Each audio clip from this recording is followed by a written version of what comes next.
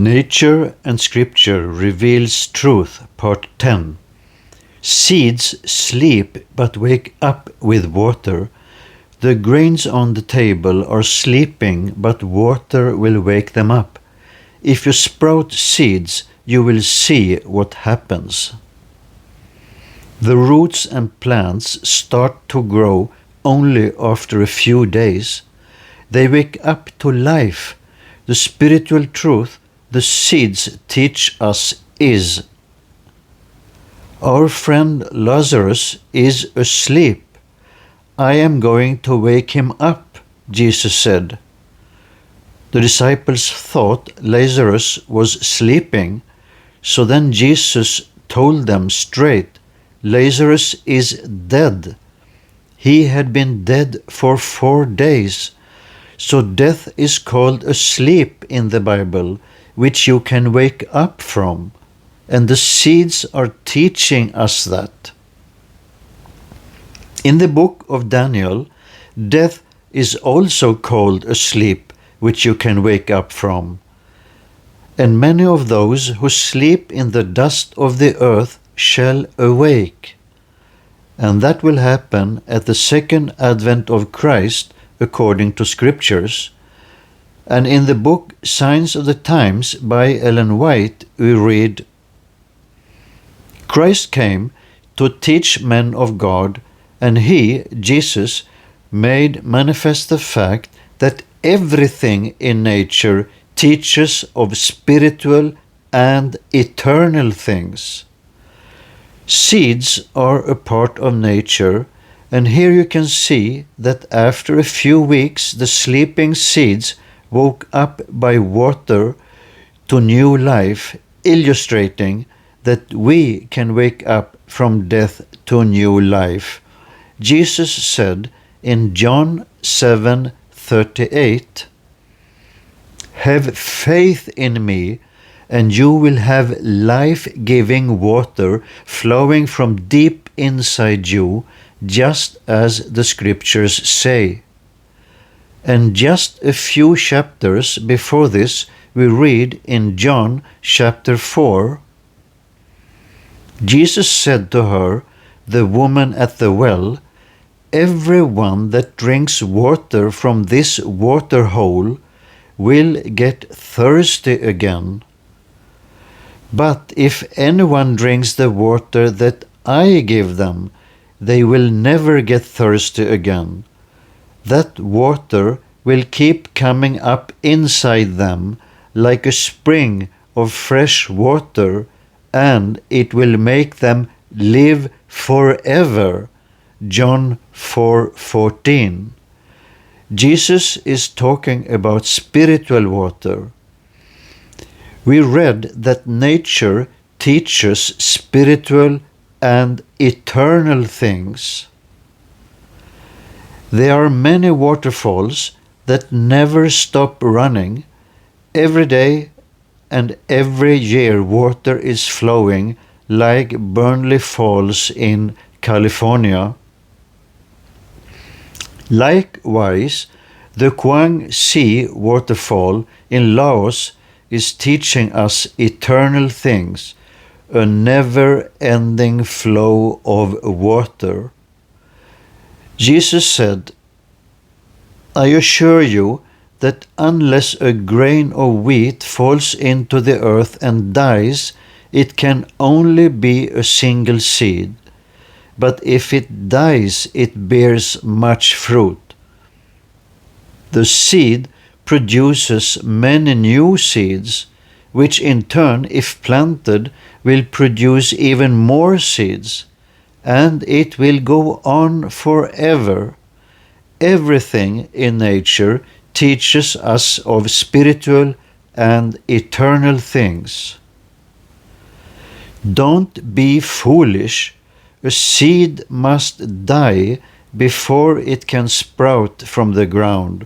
1 Corinthians 15:36.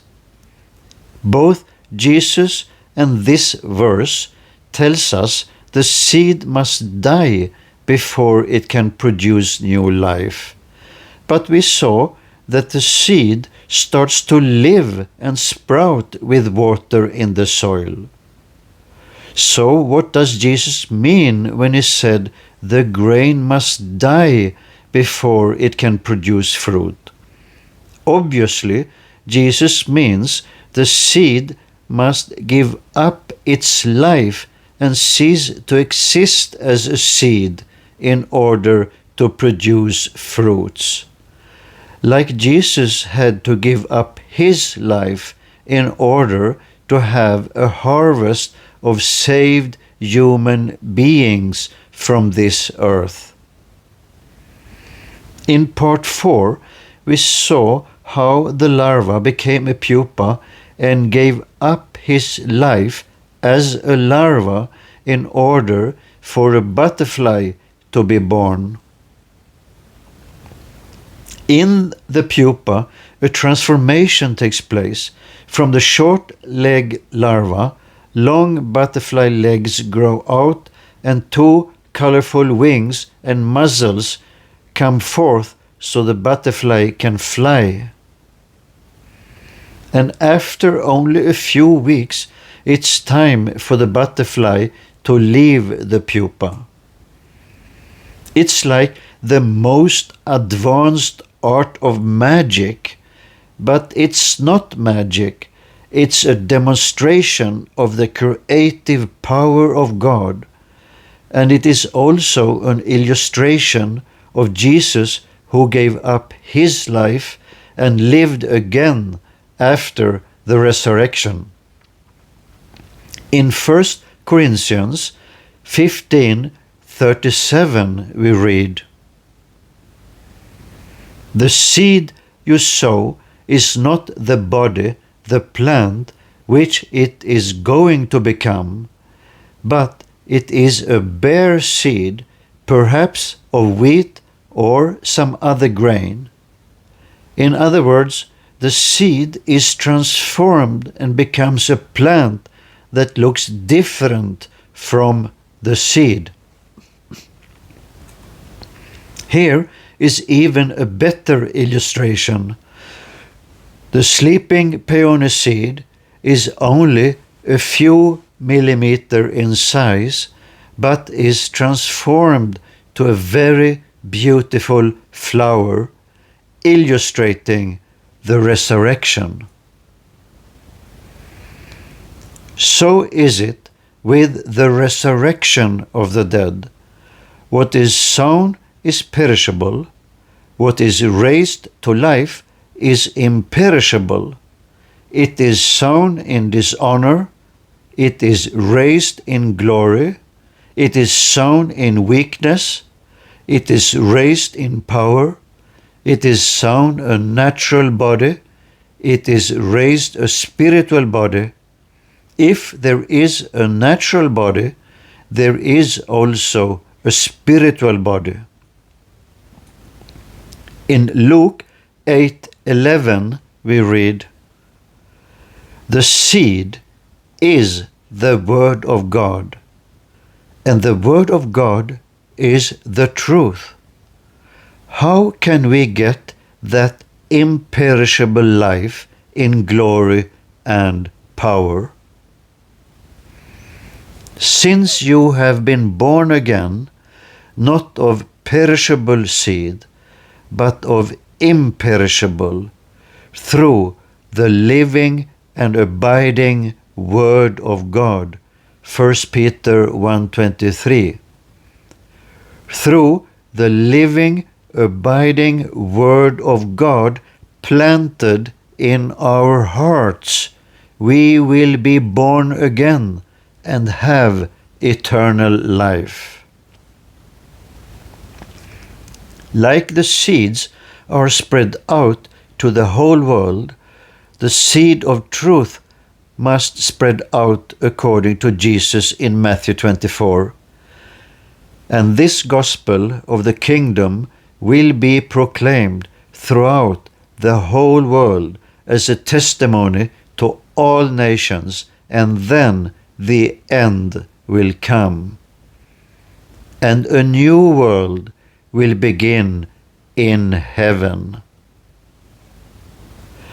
But our citizenship is in heaven, and we eagerly await a Savior from there, the Lord Jesus Christ, who, by the power that enables him to bring everything under his control, will transform our lowly bodies so that they will be like his glorious body. And nature is teaching us this. Is it not amazing that a tiny little seed can be transformed into a beautiful flower, and that a larva can be transformed into a beautiful butterfly? It is a demonstration of God's creative power. The seed, which is a symbol of the Word of God, which is the truth, can transform our lives also to something beautiful. Amen.